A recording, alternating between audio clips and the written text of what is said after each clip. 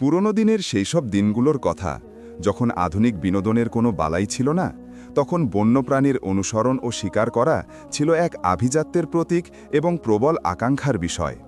ধনুক ও তীরের ঝনঝন শব্দ, বনের গভীরে লুকিয়ে থাকা অজানা রোমাঞ্চের হাতছানি, এসবই অভিযাত্রী হৃদয়ে এক নেশা ধরিয়ে দিত। ইত্তেফাক্রমে তেমনই এক শীতল ভোরে দুই শিকারী বন্ধু সাহিল এবং আমির তাদের ধনুকগুলো কাঁধে তুলে নিল। তাদের তুনিরে ভরা ছিল ধারালো তীর, আর ব্যাগে ছিল নানা ধরনের ফাঁদ ও জাল।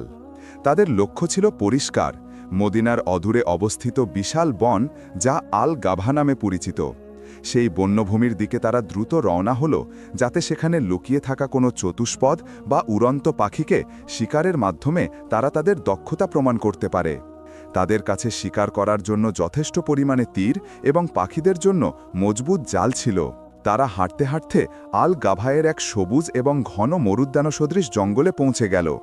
যখন তারা ঘন জঙ্গলে পৌঁছাল, তখন আমির নামের শিকারীটি বলল যে, চলো কিছুক্ষণ আরাম করে নিই। জঙ্গলের সেই জায়গাটা ছিল চোখ জোড়ানো সৌন্দর্যে ভরা এক জান্নাতের টুকরোর মতো। আমির বলতে লাগল, আমরা তো অনেক দিন ধরেই এমন সুন্দর জায়গার সন্ধানে ছিলাম। এটা শিকারের জায়গাও বটে, আবার ভ্রমণের জায়গাও বটে। কিন্তু সাহিল, যে ছিল অত্যন্ত অভিজ্ঞ শিকারী এবং সবসময় তার মনোযোগ কাজে ও লক্ষ্য পূরণে থাকত, তাই সে তার বন্ধু আমিরকে বলতে লাগল, না আমার বন্ধু, যে মায়াময় দৃশ্যগুলো তোমাকে মোহিত করছে সেগুলোর দিকে মন দিও না। তাই ভালো হয় যে নিজের আসল কাজে মন দাও। কালকের দিনের কথা তো কারোর জানা নেই। যদি আমরা কাল আবার এখানে আসি, তবে সম্ভবত এর থেকেও অনেক বেশি সুন্দর পাখি আমরা পেয়ে যেতে পারি।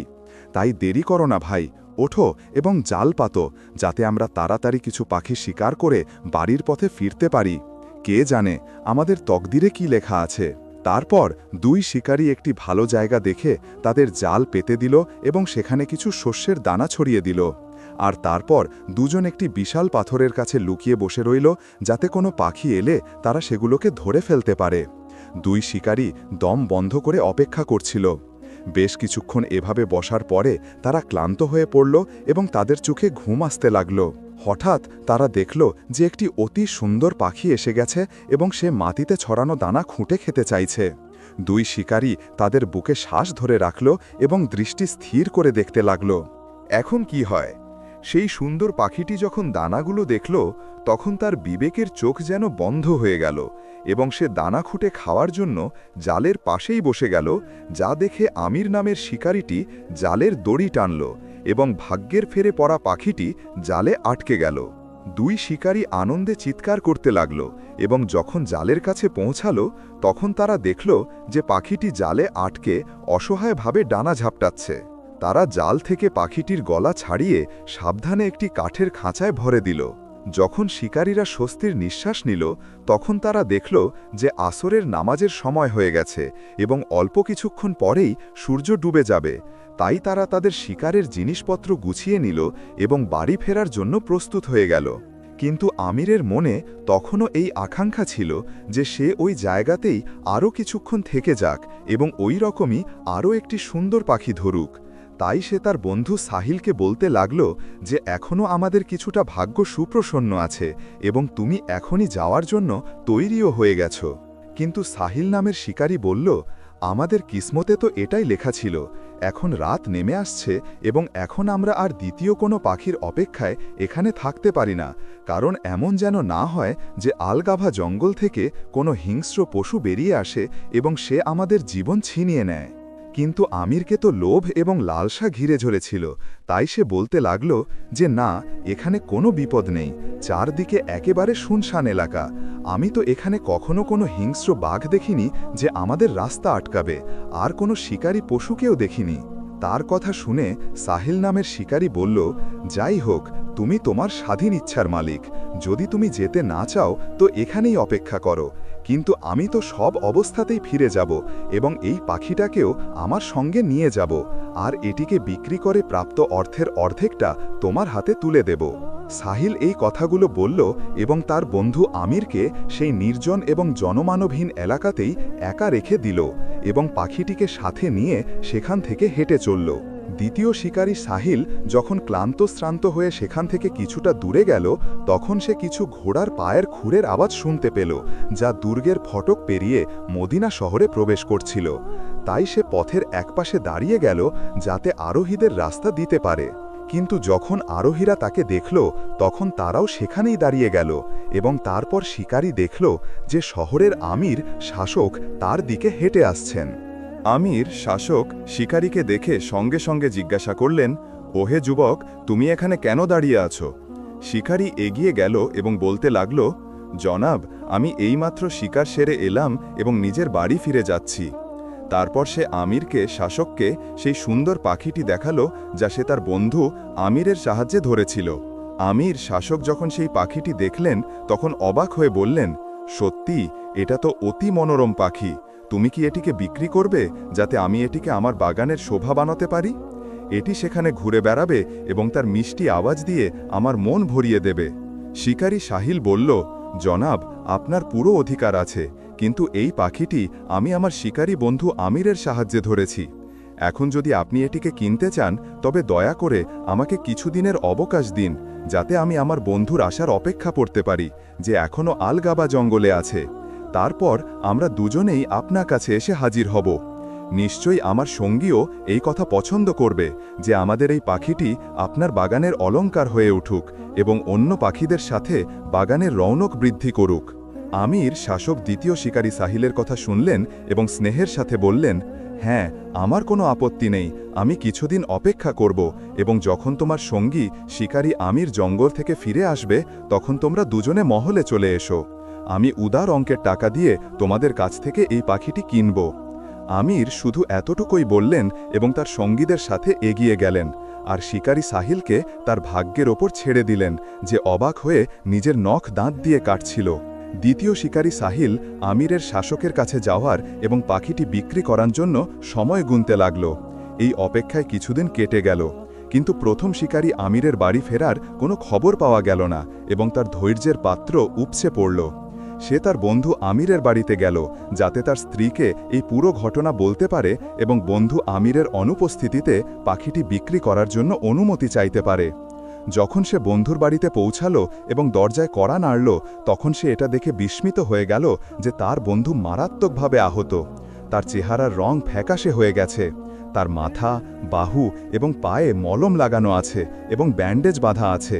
দ্বিতীয় শিকারী সাহিল তার শারীরিক অবস্থার খোঁজ নিতে আমির বলতে লাগল যে তোমার চলে যাবার পরে আমি সূর্য ডোবা পর্যন্ত সেখানেই ছিলাম, এবং যখন রাতের গভীর অন্ধকার নেমে এলো, তখন আমার সেই জঙ্গল থেকে ভয় লাগতে শুরু করল। তাই নিজের জিনিসপত্র গুছিয়ে নিলাম এবং বাড়ি ফেরার মনস্থির করলাম, কিন্তু জানি না কোথা থেকে একটি হিংস্র এবং ভয়ানক চিতাবাঘের মুখ দেখতে পেলাম। আমি আমার ঘোড়াকে সর্বোচ্চ গতিতে ছোটালাম, কিন্তু চিতাবাঘ তো আমাদের খাবার জন্য মরিয়া হয়ে উঠেছিল, আমাদের ভোজ করতে চেয়েছিল। তাই সে ঘোড়ার গলা, তার চোয়াল এবং ভয়ানক নখর দিয়ে চেপে ধরল। আমি খুব ভয় পেয়ে গিয়েছিলাম, তাই আমার এতটুকুও জ্ঞান রইল না যে খঞ্জর ছোড়া দিয়ে চিতাবাঘের কাজ শেষ করে দিই এবং ঘোড়াকে বাঁচিয়ে নিই। আমি ভীষণ ঘাবড়ে গিয়ে ঘোড়া থেকে লাফ দিলাম এবং পালিয়ে গেলাম, আর বেচারা ঘোড়াকে সেই মরুপ্রান্তরে চিতাবাঘের হাতে ছেড়ে দিলাম। দ্বিতীয় শিকারী সাহিল যখন এই কথাগুলো শুনল, তখন একটি ঠান্ডা দীর্ঘশ্বাস ফেলল এবং বলতে লাগল, আমার বন্ধু আমির, আফসোস যে তুমি আমার কথা মেনে নিলে না এবং আমার সাথে এলে না। তুমি নিজের খেয়াল খুশি মতো কাজ করলে, কিন্তু এখনও আল্লাহর কাছে শুকরিয়া করার মতো বিষয় এই যে অন্তত তুমি তোমার জান তো বাঁচাতে পেরেছ এবং নিরাপদে নিজের বাড়ি পৌঁছেছ। এখন অন্য কথা হলো যে রাস্তায় আমার সাথে শহরের আমিরের শাসকের দেখা হয়েছিল এবং তিনি এই পাখিটি কিনতে চান। এখন তাড়াতাড়ি করো এবং তৈরি হয়ে যাও, যাতে আমরা এই পাখিটিকে নিয়ে গিয়ে বিক্রি করে দিতে পারি। প্রথম শিকারী আমিরের এই কথা বিশ্বাস হচ্ছিল না যে তাদের পাখিটা এত মূল্যবান হবে এবং আমিরের পছন্দ হবে। তাই সে তার বন্ধু সাহিলকে বলতে লাগল যে সত্যিই কি আমিরের শাসকের আমাদের এই পাখিটা পছন্দ হয়েছে এবং সত্যিই কি তিনি আমাদের ভালো অঙ্কের টাকা দেবেন? এর উত্তরে দ্বিতীয় শিকারী সাহিল বলতে লাগল, তিনি আমাদের যা দেবেন আমরা সেটাই কবুল করে নেব। যদি তিনি চান তো বিনা পয়সাতেও আমাদের কাছ থেকে সেই পাখিটি নিতে পারেন। তারা দু বন্ধু আমিরের কাছ থেকে ভালো অঙ্কের টাকার আশা নিয়ে বসেছিল। তাই দুজনে পাখির সেই খাঁচাটা তুলল এবং আমিরের মহলের দিকে রওনা হলো। আমির সেই পাখিটির দিকে তাকিয়ে বললেন যে, আমি তোমাদের এই পাখির বিনিময়ে 1000 দিনার দেওয়ার জন্য প্রস্তুত। দ্বিতীয় শিকারী 1000 দিনারের নাম শুনে খুব খুশি হল এবং বলতে লাগল, জনাবে আলী, আমি আপনার কাছে খুবই কৃতজ্ঞ এবং এখন এই পাখিটি আপনার সম্পত্তি। কিন্তু প্রথম শিকারী আমির, যে জঙ্গলেই রয়ে গিয়েছিল এবং আহত অবস্থায় ছিল, সে ছিল অত্যন্ত লোভী। সে আপত্তি করল এবং বলতে লাগল, না জনাবে আলী, আমার বন্ধু সাহিল পাখি কেনাবেচার বিষয়ে একটু অনভিজ্ঞ, তাই আপনি আমাকে এই পাখিটি ফিরিয়ে দিন, যাতে আমি স্থানীয় ব্যবসায়ীদের কাছ থেকে এই পাখির মূল্য নির্ধারণ করাতে পারি। এরপরে এই পাখি আপনাকেই বিক্রি করব। আপনি একবার আমার জখমগুলোই দেখে নিন। আর এই পাখি শিকার করার জন্য আমি প্রায় নিজের জীবন খোয়াতে বসেছিলাম। আমির শাসক বলতে লাগলেন, নিঃসন্দেহে তুমি এই পাখিটিকে নিয়ে যাও এবং এর দাম নির্ধারণ করিয়ে নাও। তারপর যে মুনাফাযোগ্য মূল্য হবে আমি সেটা দিয়েই কিনে নেব। তারপর দুই শিকারী মহল থেকে বিদায় নিল। কিন্তু দ্বিতীয় শিকারী সাহিল তার প্রথম বন্ধু আমিরের এই আচরণে খুব অসন্তুষ্ট ছিল। তাই সে বলতে লাগল, শেষে এমন করার কি প্রয়োজন ছিল তোমার? আর শহরে এমন কে আছে যে আমাদের এই পাখির বিনিময়ে 1000 দিনার দেবে? প্রথম শিকারী আমির বলল, এই পাখির মূল্য এই কথাগুলোর চেয়ে অনেক বেশি। তাই প্রয়োজন যে আমরা কিছু পাখি বিক্রেতা দোকানদারের কাছে যাই এবং সেখানে গিয়ে এটা বিক্রি করতে চাই। যদি তারা এটা কিনতে চায় তো 1000 দিনারের চেয়ে বেশি দিনার নিয়ে বিক্রি করে দেব, আর যদি তারা কম মূল্য লাগায় তো তোমার কথা ঠিক। আর এটাও তো হতে পারে যে এই পাখিটা কোথাও নায়ার দুর্লভ হতে পারে। তাই আমাদের উচিত নয় যে আমাদের সময়ের গুরুত্ব না দিই। এই আলোচনার পরে দুই শিকারী কিছু পাখি বিক্রেতা দোকানদারের কাছে গেল যাতে এই পাখির মূল্য নির্ধারণ করতে পারে। তারা জিজ্ঞাসা করতে করতে 2-3 জন অভিজ্ঞ দোকানদারের কাছে গেল, যারা এই পাখিটি দেখে বলল যে এই পাখির মূল্য 50 দিনারের বেশি নয়। এর উত্তরে দ্বিতীয় শিকারী সাহিল বলল, আমার বন্ধু আমির, এখন তুমি দেখলে তো যে আমির শাসক এই পাখির মূল্যের চেয়ে কয়েক গুণ বেশি মূল্য আমাদের দিচ্ছিলেন। তাই এসো এবং হিংসা ও লোভ থেকে নিজের হাত ফিরিয়ে নাও। এর উত্তরে প্রথম শিকারী আমির, যে লোভী ছিল, সে বলতে লাগল, তুমি কি চাও যে আমরা এই পাখিটা আমিরকে বিনামূল্যে দিয়ে দিই? এখন আমরা বাড়ি গিয়ে আরাম করি এবং কাল আমিরের কাছে গিয়ে তাকে স্পষ্টভাবে বলে দেব যে এই পাখির বিনিময়ে আমরা 2000 দিনার নেব। যদি আমির শাসক এই কথা স্বীকার না করেন তবে তোমার কথাগুলো ঠিক হবে। তারপর তুমি যা বলবে আমার সেটাই মঞ্জুর হবে। লোভী শিকারী আমির তার কথা দিয়ে তার দ্বিতীয় বন্ধু সাহিলকেও রাজি করিয়ে নিল যে আমিরকে শাসককে পাখির মূল্য 2000 দিনার বলবে, যা দ্বিতীয় শিকারী সাহিলকেও বাধ্য হয়ে মেনে নিতে হলো। আর পরের দিন দু বন্ধু আমিরের শাসকের মহলে পৌঁছে গেল আর তারপর বলতে লাগলো যে, খুব ভালো, আমার এই পাখিটা খুব পছন্দ হয়েছে এবং আমি জানি যে তোমরা অবশ্যই বাজার থেকে এর মূল্য লাগিয়েছ। আমি তোমাদের যে মূল্য বলেছিলাম তার থেকে কম মূল্য লেগেছে নাকি বেশি? প্রথম যে লোভী শিকারী আমির ছিল সে বলতে লাগল, জনাব আমির, যেমনটা আমরা নির্ধারণ করেছিলাম যে এই পাখিটি আপনার সম্পত্তি, কিন্তু বাজারের দোকানদাররা এর 1000 মূল্যের চেয়ে বেশি নির্ধারণ করেছে। এখন আপনি নিজেই জানো যে কি করা উচিত। আমির শাসক আরও একবার ভালোবাসার সাথে পাখিটির ওপর হাত বুলিয়ে দিলেন এবং বলতে লাগলেন যে, যদি এমন হয় তবে আমি আগের মূল্যের চেয়ে আরও 1000 দিনার বাড়িয়ে দিচ্ছি এবং আমার ধারণা হয় যে এর মূল্য 2000 দিনার যথেষ্ট এবং উপযুক্ত হবে। এর উত্তরে দ্বিতীয় শিকারী সাহিল বলল যে, উত্তম জনাব আমির, এই মূল্য তো আমাদের জীবনের মূল্যের চেয়েও অনেক বেশি। আপনি এই মূল্যই আমাদের দিয়ে দিন, আমরা বেশি দিন এই পাখির যত্ন নিতে পারব না। কিন্তু তার অন্য সঙ্গী আমির তার বন্ধুর কথা কেটে দিয়ে বলল, জনাব আমির, আপনার ছায়া সবসময় আমাদের ওপর সালামত থাকুক, কিন্তু জনাব আমির, এই পাখির মূল্য এই কথার চেয়েও অনেক বেশি। আমির শাসক পাখিটিকে আবার খাঁচায় ভরে দিলেন এবং বলতে লাগলেন যে, যদি তোমাদের এই মূল্য মঞ্জুর না হয় তো তোমরা আবার যাও, আমার কোনো আপত্তি নেই, কিন্তু তাড়াতাড়ি কোনো ফয়সালা করে নাও। আমি এই পাখির বিচ্ছেদ বেশি দিন সহ্য করতে পারব না। প্রথম শিকারীর লোভ ক্রমাগত বাড়তে যাচ্ছিল, তাই সে আমিরের শাসকের প্রস্তাব অনুযায়ী দিন দিন দ্বিধাদ্বন্দ্বে ভুগতে যাচ্ছিল এবং কোনো ফয়সালা করতে পারছিল না যে কি করবে আর কি করবে না। তাই তার সঙ্গী সাহিলকে বলতে লাগল, তুমি দেখলে তো যে আমরা আমিরের কাছে যে মূল্য চাইব তিনি আমাদের সেটাই দেবেন, কারণ এটা নায়ার পাখি এবং আমির আমাদের এই মূল্যের চেয়েও অনেক বেশি মূল্য দিতে প্রস্তুত। কিন্তু দ্বিতীয় শিকারী সাহিল বলল, কিন্তু দোকানদাররা তো এর মূল্য মাত্র 50 দিনার লাগিয়েছিল। প্রথম শিকারী আমির বলল যে, খুব ভালো, এটাও তো হতে পারে যে তাদের এর মূল্য মালুমই না থাকে, এবং হতে পারে যে তারা কখনো এমন পাখি দেখেইনি। সত্যি জিজ্ঞাসা করো তো আমি আমিরের শাসকের কথাগুলোকেও দুরুস্ত সঠিক বলে মানি না, এবং আমার কোনো খোশফাহেমিও নেই। আমার তো এই ভয় হচ্ছে যে কোথাও আমিরের কল্ব ও দেমাগে অন্য কোনো তজবিজ পরিকল্পনা না থাকে। এটা কি করে হতে পারে যে আমির শাসক আমাদের প্রতিটি কথাকে দুরুস্ত মনে করে, আমাদের প্রতিটি কথা তসলিম মেনে করে যাবেন? প্রথম শিকারী আমির বলল, এটা তোমার ওহম যে এই পাখিটা তার পছন্দ হয়েছে। মুমকিন সম্ভব আছে যে তার জেহেনে কোনো নকশা আছে এবং তিনি চান যে আমরা দ্বিতীয়বার কোনো পাখি ধরি তো সেটাও যেন তার কাছে নিয়ে আসি।